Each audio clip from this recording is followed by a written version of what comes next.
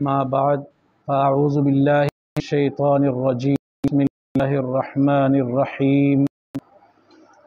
رضي الله عنهم ورضوا عنه قال تعالى في مقام آخر والسابقون المقربون وقال تعالى في مقام آخر أولئك الذين امتحن الله قلوبهم للتقوى قال النبي صلى الله عليه وسلم أصحابي كالنجوم فبأيهم اقتديتم اهتديتم قال النبي صلى الله عليه وسلم لو كان بعدي نبي لكان عمر صدق اللہ العظیم۔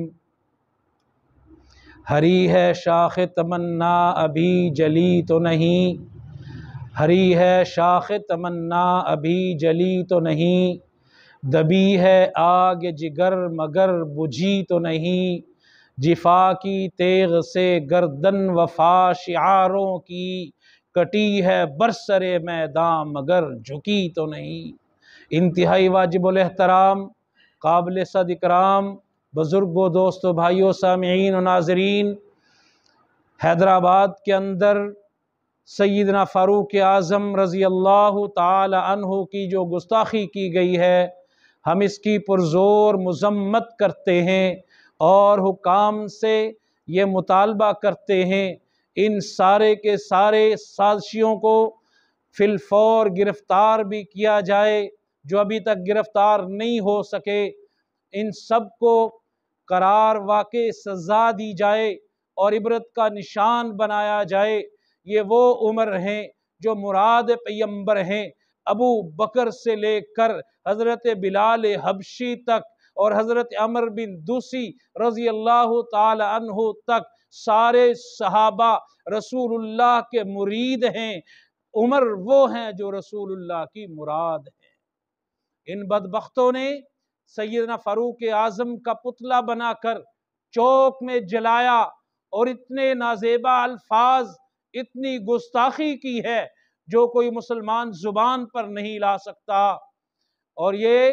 ملک پاکستان کے اندر ہو رہا ہے، یہ ہرگز قابل برداشت نہیں ہے۔ یہ 95% سنیت کا ملک ہے، یہ سنی سٹیٹ ہے، اس کا آئین اسلامی آئین ہے، اس لیے ہم مطالبہ کرتے ہیں ادارے ان کو فی الفور لگام دے۔ اگر قانون حرکت میں نہیں آئے گا اور اگر ان کو کیفر کردار تک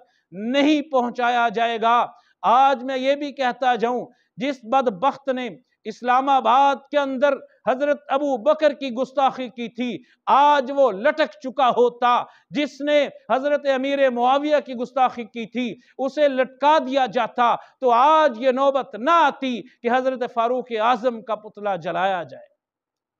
لیکن ادارے سستی اور کاہلی کا کام کر رہے ہیں، دست بستہ عرض ہے، سارے ادارے ایسے نہیں ہیں، لیکن بیچ میں کالی بھیڑے بھی ہیں جو ان کا دفاع کرتے ہوئے نظر آتے ہیں۔ جب قومی اسمبلی اور سینٹ سے بل پاس ہو چکا تحفظ ناموس صحابہ اور اہل بیت بل، پھر اس کی جنہوں نے مخالفت کی تھی، ہم برسوں سے کہتے چلے آ رہے تھے کہ یہ صحابہ کو اور نبی کو مانتے نہیں ہیں، یہ فساد کرتے ہیں، یہی گروہ فسادی ہے، کوئی مانتا نہیں تھا۔ آج یہ ننگے ہو کر سامنے آگے ہیں، جو صحابہ کو برداشت نہیں کرتے، حقیقت میں رسول اللہ کے دین کو یہ برداشت نہیں کرتے ہیں۔ میرا مطالبہ ہے ان کو کیفر کردار تک پہنچایا جائے اور سنیت بیدار ہے، اور جس وقت قائدین نے کال دے دی پھر وہ میدان میں آئیں گے، پھر انہیں چھپنے کی جگہ نہیں ملے گی۔ اس وقت تک میں کہتا ہوں صبر کا دامن ہاتھ سے نہ جانے دیجئے، قانون کو کوئی ہاتھ میں نہ لے۔ ہم یہ مطالبہ کر رہے ہیں کہ قانون کے مطابق ان کو کیفر کردار تک پہنچایا جائے، اور سنیت اس بات پر سارے پہرہ دے رہے ہیں، اور انشاءاللہ العزیز مرتے دم تک یہ پہرہ